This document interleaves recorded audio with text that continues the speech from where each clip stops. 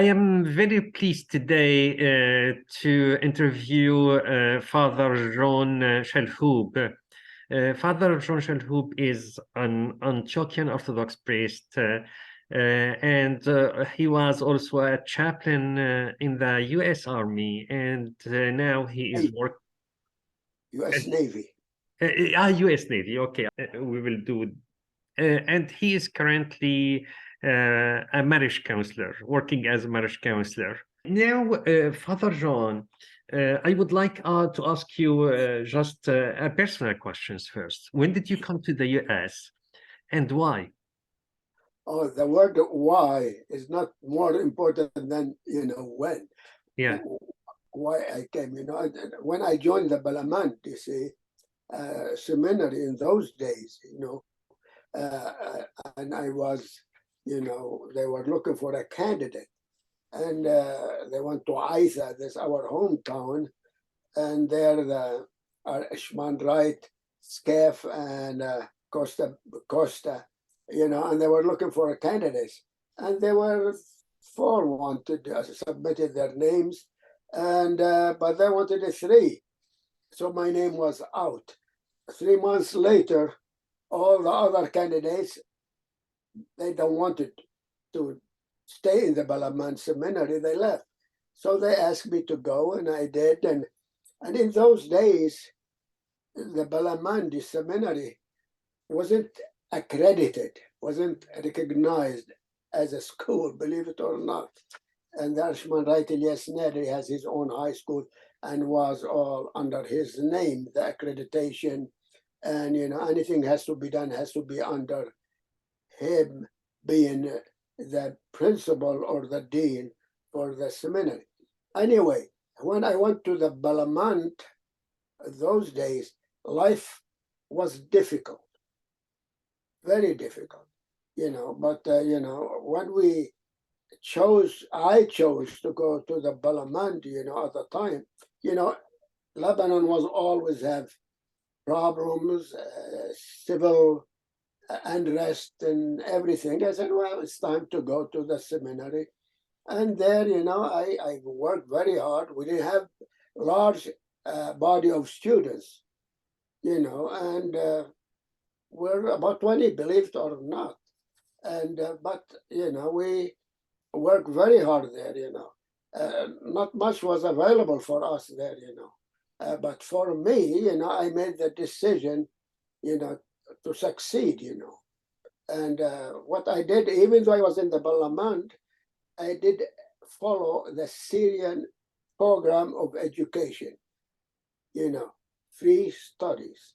So I did my my brevet, the middle school, I studied that. I took the test in Damascus. I passed it. Then thereafter, I followed with a baccalaureate. First part, also free study in Damascus. Actually, it was in the Balamand, but I did study the Syrian educational program. I passed it. And then I did the baccalaureate, the second part. And believe it or not, maybe I think if I was not mistaken, I was the second in the whole nation, my score, for, getting my baccalaureate certificate, so I studied very hard. And you say again the word why, my ancestors also were in this country, mostly they were in Worcester, where the bishop was, and in Lowell, Springfield, they came way back. Like I have 7 uncles, 7 aunts, But to me, I worked through the Bishop Shaheen. He was the bishop of the smaller diocese. And maybe you're going to have another question on that. What happened then, why I came there, But because I have ancestors here, I have family here, and my uncle contacted Bishop Michael Shaheen, and we were able to work things out, and I came and joined him, And thereafter, then we came to a lot of developments between the New York Diocese and the Toledo Diocese. What other questions you want to have? So I don't want to keep Yeah, going my question, when you came here, were you ordained or not yet? No, I was No. ordained here February 23rd, 1969 in New York. You were ordained in New York, 69. Yeah. And you were ordained by the Toledo diocese or Yeah, by Bishop Michael Shaheen. by Bishop Michael Shaheen? Yeah, Because we did have, yes, go ahead. now that would open for me the question, could you tell us what was the situation of Antiochian at that time? What, say that again? What was the situation of Antiochian in in North America at that time? Oh, was a feuding one, Yeah.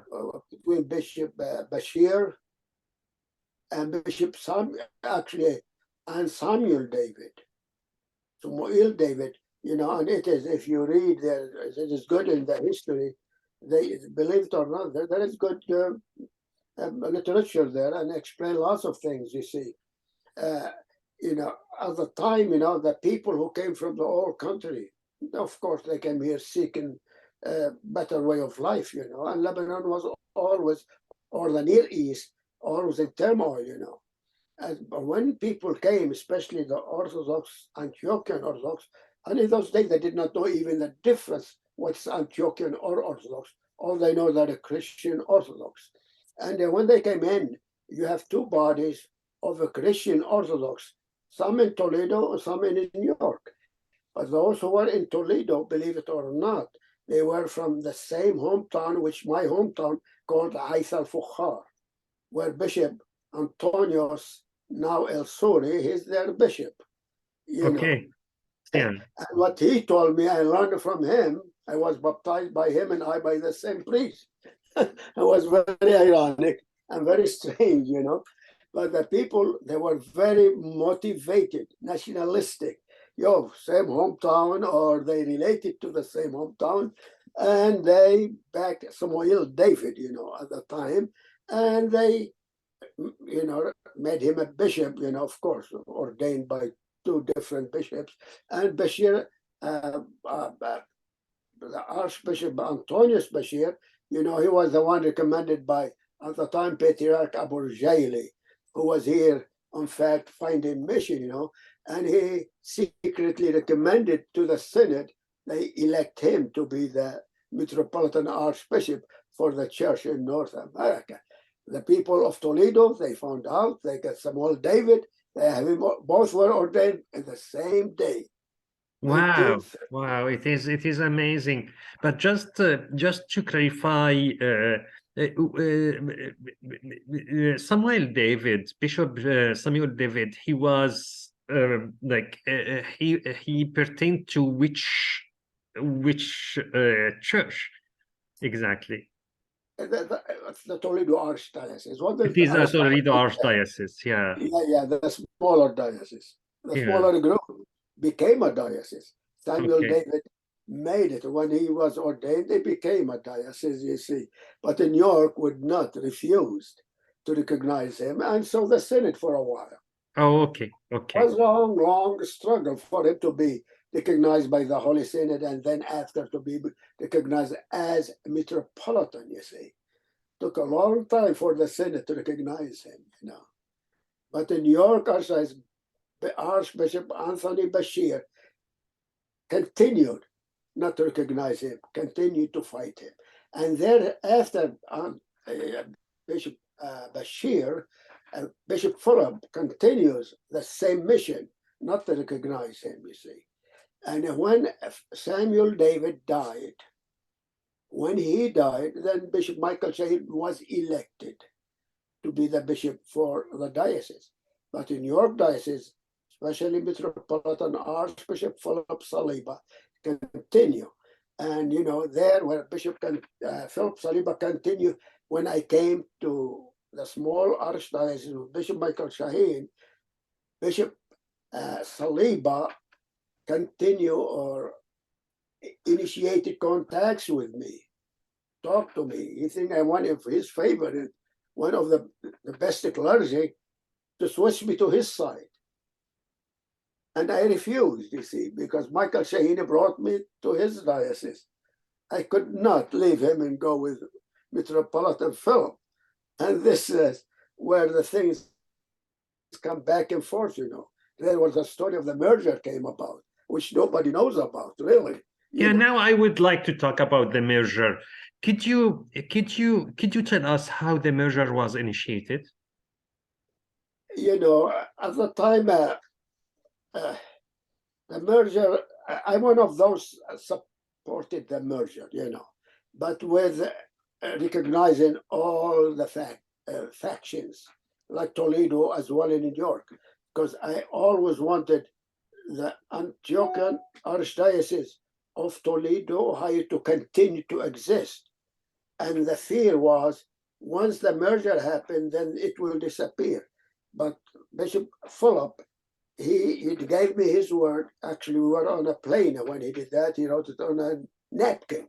He said he will promise to keep the Toledo diocese as a diocese even after the merger, you see. So we did.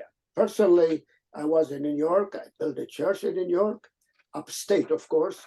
And we have the two conventions, 71 and 72, at Lake George at the Sagamore Hotel. Of course, I have many papers to verify that and to prove I hosted those conventions and where we recommended the merger. And at the time, to be honest, and I confess that now, because the Toledo Archdiocese was very weak. We only had about 18, 21 churches. And people did not give. We didn't have the financial support. We did not have the backing. And that was almost secret. When we come to Church of St. George of Charleston, West Virginia, at the time, and they declared their intention, they support the merger. Bishop Michael Shahini, he felt now he doesn't have enough churches to support him financially. He said, let us jump into it. And that's the time secretly met with Metropolitan Philip, and they drew that document, and that was signed in 1975, you know, in June, I believe, June 26, 1975. And both signed a document where Bishop Michael becomes the auxiliary bishop, and Bishop Philip will be the primate bishop. Okay. Just to clarify, like Bishop Philip was elected by the synod, that's right? Yes. Yeah. Correct. Yeah, while Bishop Michael was appointed by Bishop Samuel David. No. When Bishop Samuel David died, yeah, so they followed the same procedure even for Bishop Michael. Okay, election. Yeah. They followed the same procedure. Yeah, you know, because at the time he was recognized by the synod. He was recognized by the synod at that time. Yeah, because it took a long struggle, about 40, 50 years with Bishop Samuel David. He has all that worked out. Okay. So when he elected a new bishop for the Archdiocese of Toledo, Ohio. Yeah, okay. Now, from that point of merger until now, how do you qualify the progression of the Archdiocese? That's, instead of having, of course, Bishop Philip began to divide the country into different dioceses, Yeah. And some were filled, some were not. Even now we have maybe 2, 3 dioceses are vacant because they don't have enough clergy to fill them, Unfortunately, we don't have enough candidates to be ordained, And if we do, you have this still continue. Metropolitan Philip and the Synod continue the struggle. He wants to be independent. He wants the Archdiocese of North America independent. That means autocephalous? Oh, you're correct. Okay. And under Bishop Hazim, they told him, okay, we let you have your way in many ways, but you continue to be member of the Synod. That means autonomous. He is autocephalous, but whenever anything happened at the Holy Synod, Bishop Philip was still recognized as one of the delegates, of the bishops. Yeah. and attending. And that means also the Synod still have some authority of the work here. Exactly. I would call it semi-independent, But now, you see what's happening now with Bishop Joseph gone. So I think the Patriarch is aware of all that. What is going to happen depends who's going to be chosen. Because then there's become a different phase how the Antiochian Church is going to move forward from now on. Because I think we discussed 79% or 80% of our clergy, they're not, I hate to say they're not original, as I wanted to say, mean culturally original, from our countries, from the Middle East, Lebanon, Syria, and those areas. Yeah, certainly that can be worked out. I believe that can be worked out. Well, that's their decision, of course. Yeah, but certainly, we need to continue some legal process according to the tradition of the church. You know what I mean? Yeah. For this reason, what are your fear for the future of the archdiocese? Like you talked a little bit about that, but could you explain more? Yeah, I wrote several articles on that, and I don't want to sound I am like nationalist. Some of those, I am very, very deeply committed to our Antiochian Church and the history of it, and how it is. We're just able to have a presence, I would say, in many different countries as Antiochian. You say. My fear is I don't want that to just disappear. Yeah. Like if you go to Mexico or you go to Australia, they become a different world game, or Canada, like each one become like Europe. Each church have their own, I want to see the Antiochian Church to continue as an Antiochian Church. Doesn't matter who the members are, or whether newcomers or old members of the faith. You see, Antioch, if you read the history of Antioch, heaven, Christianity, practically it came from there.